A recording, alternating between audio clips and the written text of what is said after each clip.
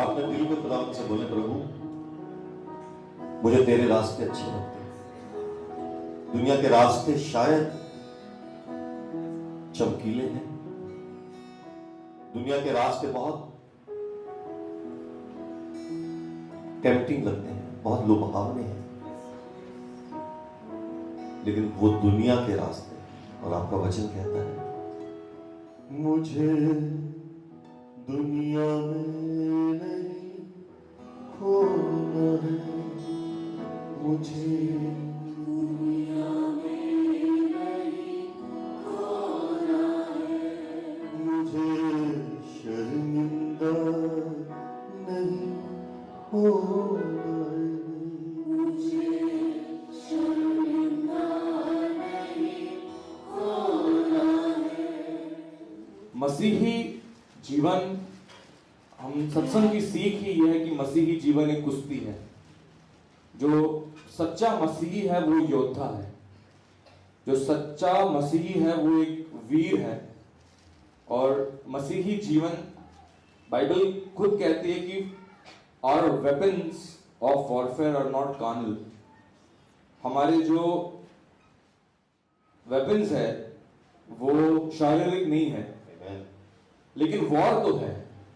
Yes, हो सकता है कि हमको तलवार नहीं उठानी है, बाइबल उठानी है, लेकिन लड़ना तो है। और इस किस्म के जीवन में किसी भी एक प्रथा के रूप में, एक रीत रिवाज के रूप में किसी धर्म का पालन करना बहुत आसान है, लेकिन एक सच्चे खुदा के पीछे चलना आसान नहीं है। यीशु मसीह ने कहा कि जो कोई मेरा शागिर्द बनना चाहता अपना क्रूस उठा ले और मेरे पीछे हो ले।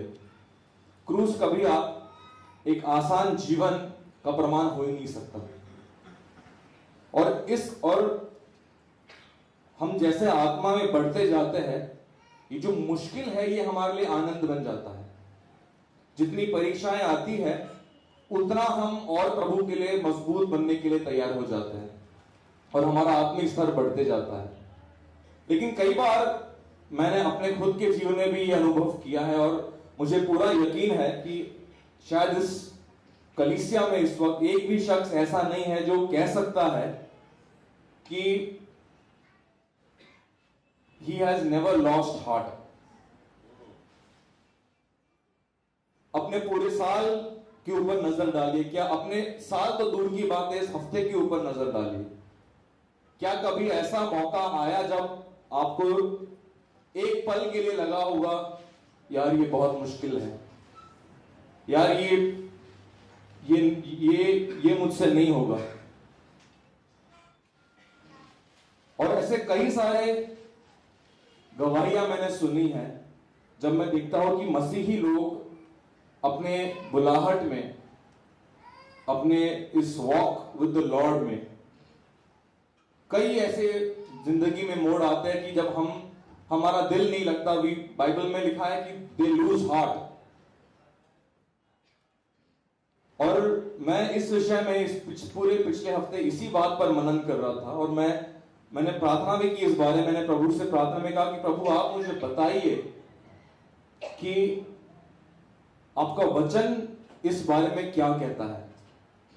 और बाइबल में बहुत सारी ऐसी शिक्षाएं हैं जो हमको सिखाती है कि कैसे हमको जब भी, क्योंकि हम जिस वातावरण में है और जिस दुनिया में है वहां पे बहुत सारे ऐसे कारण आ सकते हैं जिस कारण से हमारा दिल जो है कमजोर हो सकता है।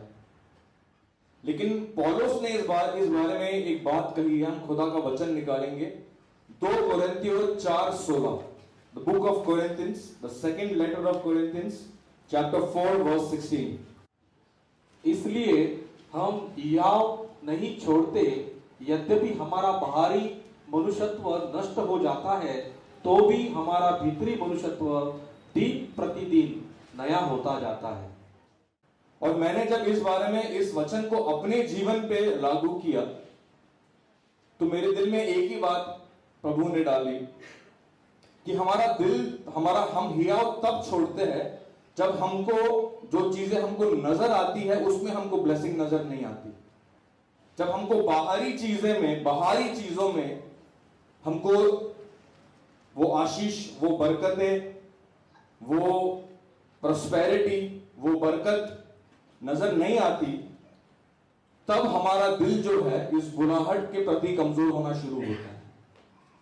बाइबल की शुरुआत से लेकर अंत तक बाइबल हमको सिखाती है कि जो चीजें नजर आती है वो मॉर्टल है, और जो चीजें नजर नहीं आती वो इटर्नल है। विश्वास का मतलब है अनदेखी वस्तुओं का प्रमाण। Faith is the substance, the evidence of unseen things. एक विश्वासी होने के नाते आप सीन थिंग्स के ऊपर विश्वास करना चाहते हैं या अनसीन थिंग्स के ऊपर? क्यों मसीहत में लोग कमजोर पड़ते हैं? क्योंकि ये शिक्षा होने के बावजूद, इतना मजबूत गुरु होने के बावजूद, इतना मजबूत मसीहा होने के बावजूद, अभी भी मसीही लोगों की नजर जो दिखता है उनको उस पर यकीन करना है। उनको इस जो मिरेकल सामने नजर आते हैं उस पर यकीन करना है। पहले मैं आपसे, अपने आप से पूछता हूं, क्या आप प्योर गॉस्पेल सुनने के लिए तैयार हैं? क्या आप वाटर डाउन गॉस्पेल का जो तीखा असर है वो इसलिए कम हो रहा है क्योंकि जो पेशेंट है वो कह रहा है डॉक्टर मैं इतनी कड़वी दवाई नहीं पी सकता? मसीहत एक, पास्टर ने एक बार कहा था, मसीहत एक धर्म नहीं है, मसीहत एक कुव्वत है। उल्लासनगर में उन्होंने बात कही थी कि खुदा ने बोला कि मैं अपने लोगों को एक कुव्वत देना चाहता हूं तो यीशु मसीह को भेज दिया। और कुव्वत का मतलब साउंड इफेक्ट सुनने वाले लोग नहीं है। जो कुव्वत से चलता है वो, उसके लिए जो खुदा का वचन है वो जब सच्चाई से परोसा जाएगा वो काफी है। हम लोग उस चोर के बारे में बात करते हैं जो यीशु मसीह के बाजू में क्रूस पे लटका हुआ था। कितने लोग जानते हैं उसको उसी वक्त उद्धार मिला? हम तो कहते हैं यीशु मसीह ने उसको उद्धार दिया। यीशु मसीह की महानता पे हम बात करने वाले भी कोई नहीं होते। लेकिन 2 मिनट आज उस चोर के बारे में सोचिए, उसने क्या देखा और क्या विश्वास किया। उसने देखा कि एक आदमी जो उसको नजर आ रहा है, जो लहू लुहान टूट चुका है, शायद उसके 100 सांसें बच गई है, उसको वो प्रभु कहता है। आज आपके सामने एक बहुत खूबसूरत कलीसिया है, एक बहुत खूबसूरत कलीसिया है, खूबसूरत चर्च है, एसी है, पंखा है, कीबोर्ड है, बहुत अच्छा साउंड करने वाली चीजें हैं। मैं सोचता हूं कि उसका विश्वास कितना आत्मिक रहा होगा कि उसने क्रूस पे लटकते हुए व्यक्ति को प्रभु कह दिया। Amen. वो जो चोर था, he went to the church of the hanging Messiah, the bleeding Messiah, the condemned Messiah। क्या आप ऐसी कलीसिया के साथ का वचन सुनने के लिए तैयार हैं? क्या आपके अंदर वो शिद्दत आ गई है कि आप उस किस्म का ईमान ला सकते हैं? उसने जीसस को ये नहीं, जो प्रमाण देखना चाहते थे वो तो पापी नीचे थे, वो यीशु को बोल रहे थे कि नीचे आके बता। जब हम चर्च में आके मिरेकल देखने की कोशिश करते हैं, हम यीशु मसीह को बोलते हैं कि तू खुदा का बेटा है तो नीचे आके बता। लेकिन जो आत्मिक है वो कहता है प्रभु मैं एक चोर हूं, अपने राज्य में मुझे याद रखना। वो किसी मिरेकल को ढूंढने के लिए नहीं आता, वो उन अनदेखी वस्तुओं के ऊपर नजर रख रहा है Amen. जो उसके विश्वास का प्रमाण है। आज का वचन यही है मेरे लिए भी और आप सभी लोगों के लिए कि हम मजबूत बने। और मजबूत का मतलब वर्शिप में सुर में गाना नहीं। मजबूत का मतलब ये नहीं कि कलीसिया मिल के गा रही, सब लोग हाथ उठा रहे। हमको स्वर्ग हमारा वर्शिप नहीं लेके जाने वाला, Amen. Amen. हमारा फल लेकर जाए। Amen. यीशु मसीह ने उस चोर से कहा कि आज तू मेरे साथ स्वर्ग में होगा, मतलब today you are ready to go to heaven. Correct. और हम लोग टुडे रेडी नहीं है, क्योंकि हम लोग जो दिखता है वो बिकता है, दुनिया का नियम है। लेकिन मसीहत में जो अनदेखी हुई चीजों के पीछे चलता है वो टिकता है। यीशु मसीह के शागिर्दों ने उनसे कहा, आखिरी बात, वो प्रभु व्हाट अमेजिंग बिल्डिंग्स। यीशु मसीह ने कहा वो दिन आएगा पत्थर पे पत्थर नहीं रहेगा। आप बिल्डिंग की तारीफ कर रहे हैं कि आप वचन की तारीफ कर रहे हैं, उस पर नजर रखिए। यीशु मसीह की अपनी आंखों को 1 मिनट के लिए बंद करें, मन को शांत करें, कोई और विचार हमारे जहन में ना हो, कोई और बात हमारे मन में ना हो, और हम कहें, खुदावंद तेरी रोटी मैं खाने के लिए तैयार हूं, तेरा मेज मेरे सामने लगा हुआ है, मैं इस मेज से ग्रहण करूं बिल्कुल प्रेम के साथ, सच्चाई के साथ। जो मेरे मन से मेरी रूह तक पहुंचेगा वो आपका कलाम है। और ये मेरे लिए एक खुशी की बात है कि मुझसे स्वयं प्रभु यीशु मसीह बात करेंगे। मैं मनुष्य की बात नहीं, लेकिन मैं पास्टर के द्वारा प्रभु यीशु मसीह के वचन सुनने के लिए आया, और वही मैं सुनने के लिए तैयार, यीशु के नाम से। सब बोले आमेन, सब बोले आमेन। आज जैसे समय जो चल रहे हैं, इसमें हमेशा हमारे जीवन में किसी न किसी तरह का टेस्ट जरूर आएगा।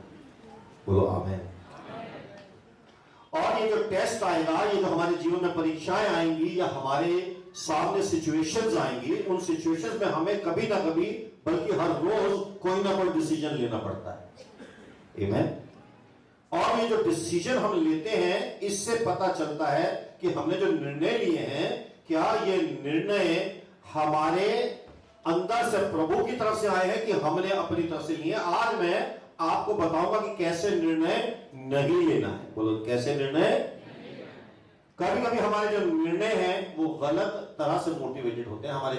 हमारे जो डिसीजंस हैं और जो हम रास्ता अख्तियार कर लेते हैं, वो कभी कभी सही नहीं होता है, क्योंकि उसके पीछे सही मन नहीं होता है और सही आत्मा नहीं होता है।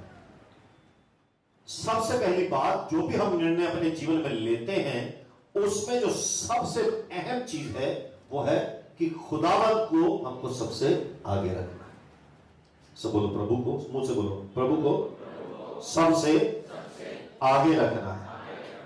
अगर हमारा ओवर कॉन्फिडेंस खत्म हो जाए और हम प्रभु के पीछे, उसके साथ, उसकी सबमिशन में चलना शुरू कर दें, तो हम बहुत सेफ हो जाएंगे। हमारा हर जो काम है बहुत आसान हो जाएगा और हमारी हर चीज बिल्कुल इजी हो जाएगी और सुरक्षित हो जाएगी।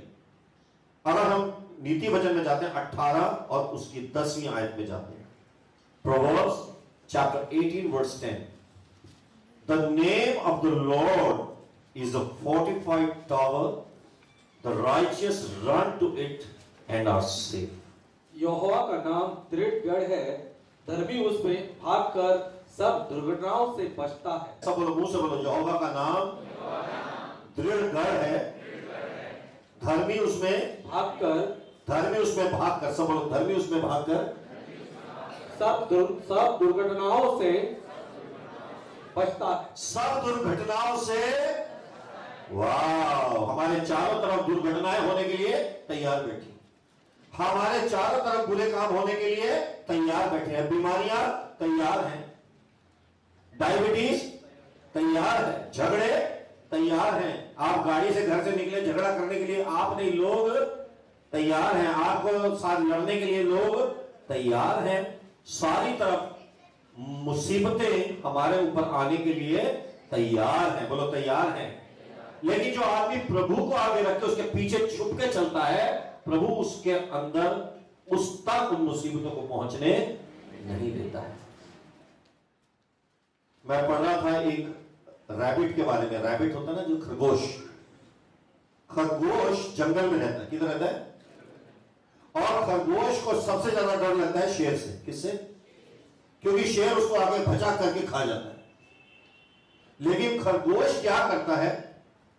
खरगोश ने अपना जब शेर आता है उसके पीछे भागता है ना, खरगोश आके फटाफट अपने उसने छोटा सा उसने गुफा बनाई होती है जमीन के अंदर, छोटी सी गुफा के अंदर घुस के जाके उसके अंदर आराम से लेट जाता है। शेर आता है, मुंह मारता रहता है। शेर को खुशबू तो आ रही है लेकिन शेर उतना रहता है पहुंचे।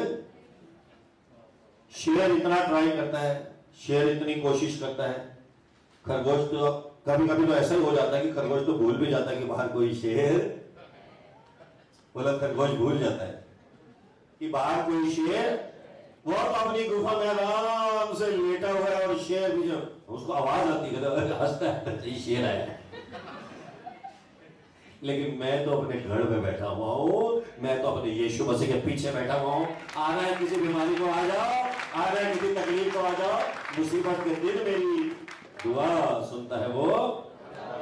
हालेलुया। बोलो खुदा मेरा गढ़ है, खुदा मेरी छुपने की जगह है, वो मेरे छुपने की है जगह,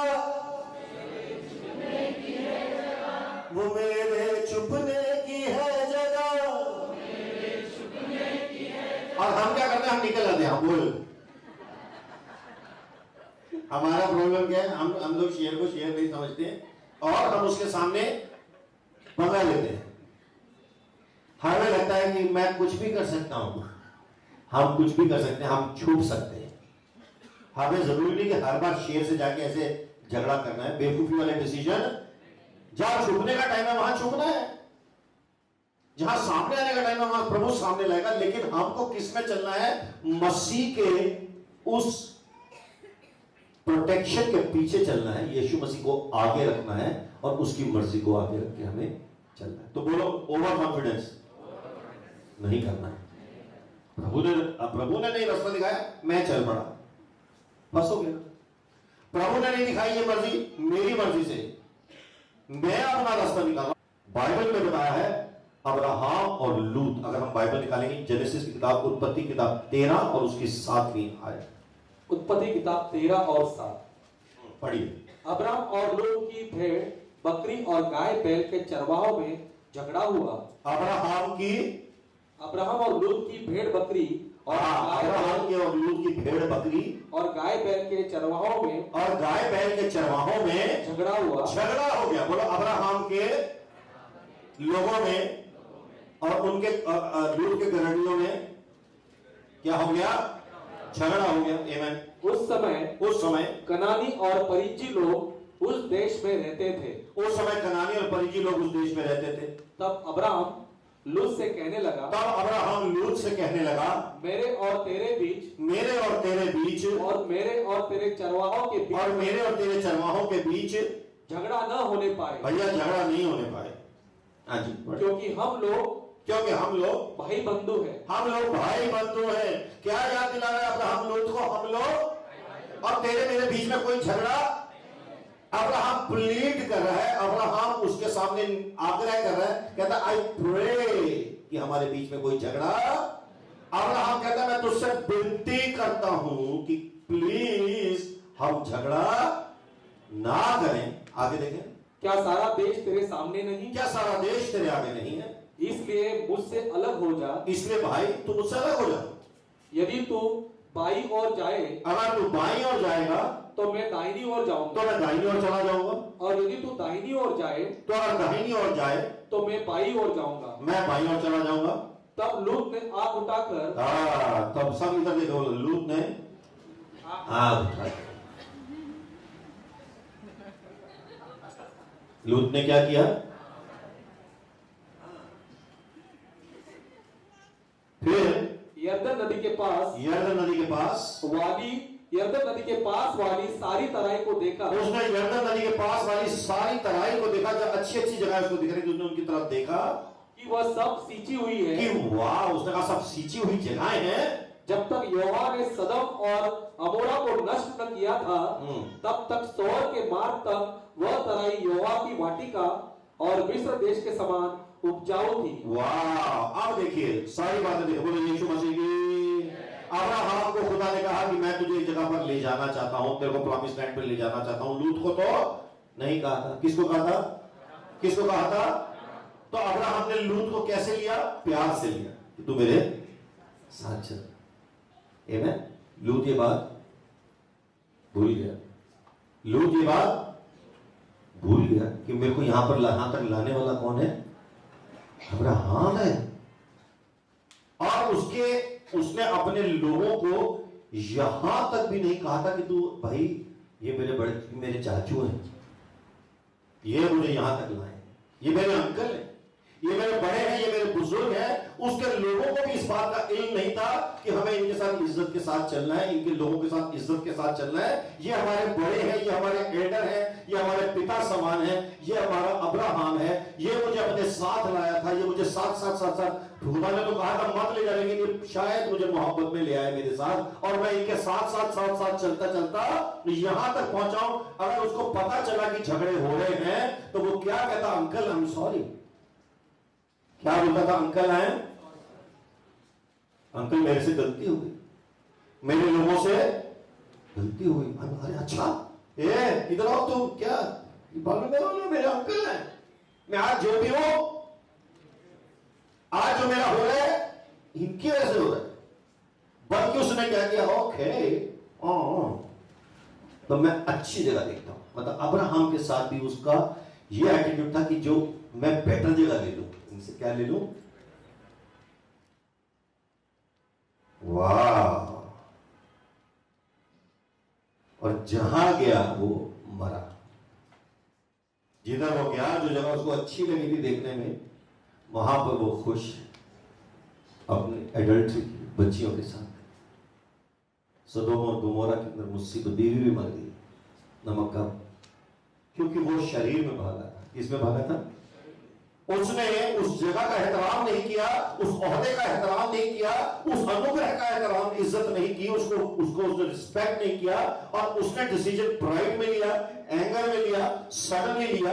अब्राहम ने जो कहा, आई प्रे, इंग्लिश केजीवी में लिखा कि आई प्रे, कि भाई हम लोग नहीं लड़े, और अगर तेरे को बेहतर लगता है तो तू अच्छी जगह लेके निकल जा। लेकिन अगर मैं अब्राहम की लूत की जगह होता तो मैं क्या कहता? नहीं अंकल, मुझे नहीं जाना। क्या बोलता? अंकल मुझे, I want to be here, I want to serve you, I want to, मेरे को यहां पर चिपक के रहना है। और मेरे को ऐसा, क्योंकि वो गया और फंसा, और हम सब जानते हैं लूत की बुरी हालत हो गई थी, कितने गलत काम उसने किए। आमीन।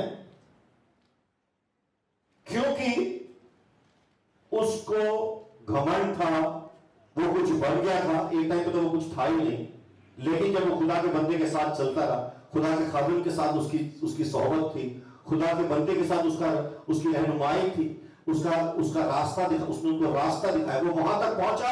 लेकिन वहां पहुंचने के बाद जब उसकी भी टीम बन गई, इसकी भी टीम बन गई, उसकी टीम से लड़ रही है, और वो अपनी टीम को रोकता भी नहीं है, और अपनी टीम को समझाता भी नहीं है।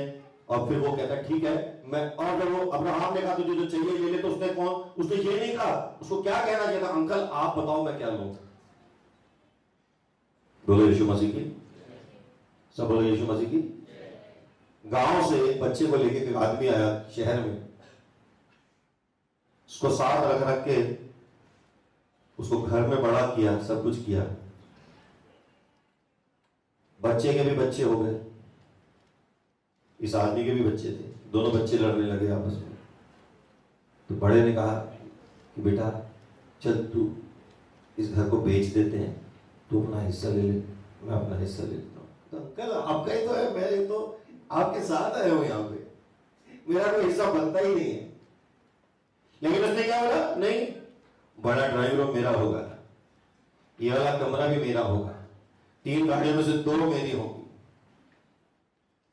क्या ये विनम्रता में चलना हुआ? सब बोलो यीशु मसीह की।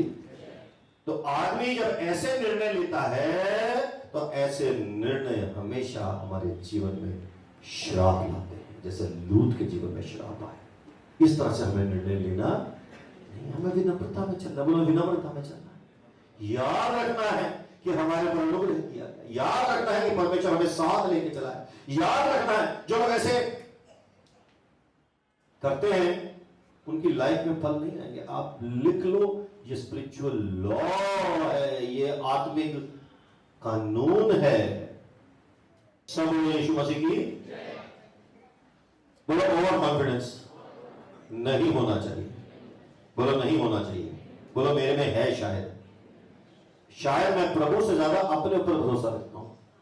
कभी कभी मैं प्रभु के पीछे छुपता नहीं हूं। मैं प्रभु के पीछे वो खरगोश की तरह अपने आप को अंदर सुरक्षित करके नहीं बैठता हूं। आमीन।